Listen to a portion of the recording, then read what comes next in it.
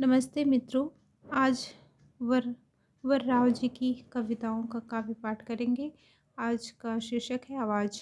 ध्वनि का अर्थ होता है ध्वनि ही, लेकिन खामोशी के साथ किसी धमनी के फूटने पर वास्तव में कितनी बड़ी आवाज़।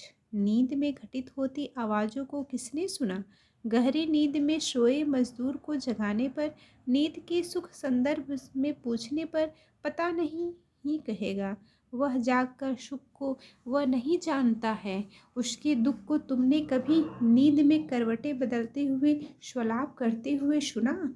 उन सपनों को देखने के लिए दृष्टि की जरूरत होती है। उसका जाग उठना ही एक आवाज़ है। उसकी जम्हाई एक पुकार है और आँख खोलना ही एक दृश्य, सुस्ती तोड़ना ही एक हलचल। उसके कदमों तले कितनी सारी बंजर जमीनें कर रही होंगी आँखों को स्पर्शित खेत बनकर।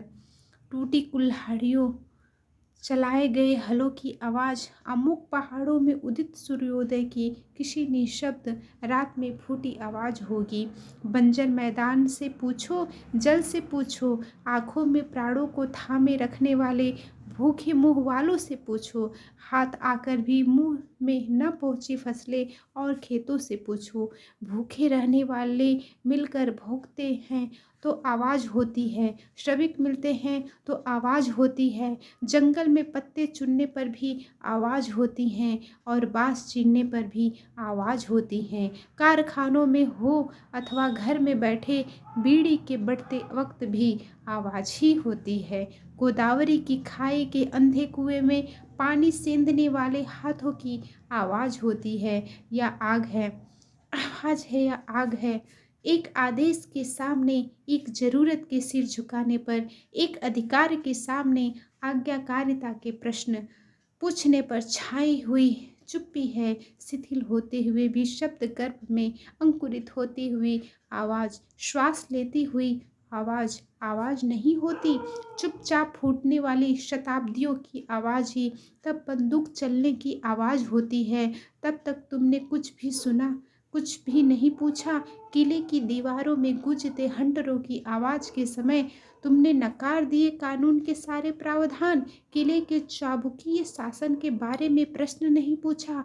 चाबुक की मार से कराहते लोगों के बारे में प्रश्न नहीं पूछा। झाड़ झंझाड़ उखाड़ने वाले हाथों पर फन फैलाकर फुफकारने की आवाज़ नहीं सुनी। झुकी हुई धान की फसल सूर्यास्त के समय कराहते आदमी को नहीं सुना।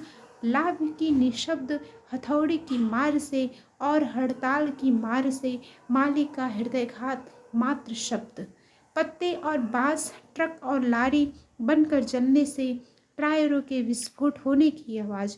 जंगल जलने का विभत्स, हाँ वह कितना असहनीय होता है, लेकिन बर्दाश्त के बाहर की वह आवाज़ क्या असहनीय आवाज़ नहीं होती? ध्वनि ही होती है। मृदंग की आवाज़ आवाज़ ही होती है, लेकिन डफरे की ध्वनि ही होती है। क्यों? क्लासरूम में आए खाकी नज़रों, तुमने प्रश्न नहीं किया। बेडरूम में 144 दफ़ा तुमने प्रश्न नहीं किया।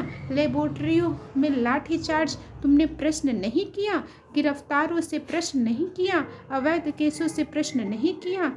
गड़बड़ अवस्था के चलते गाँव में लगाए गए कर्फ्यू से प्रश्न नहीं किया। कैंपों, कंपनियों, बटालियनों, कुबियों, गृह दहनों, बलात्कारों, लाकअप तथा एनकाउंटर के हत्याओं के बारे में प्रश्न नहीं किया। जनतंत्र की रक्षा के नाम पर जनदमन को जनतंत्र बताते हुए जनसभाओं में संवैधानिक में प्रवेश करने की दुहाई देकर 25 वर्ष की पुरानी बातों को इसी समय खोज निकाला तुमने। यही होती है आवाज़।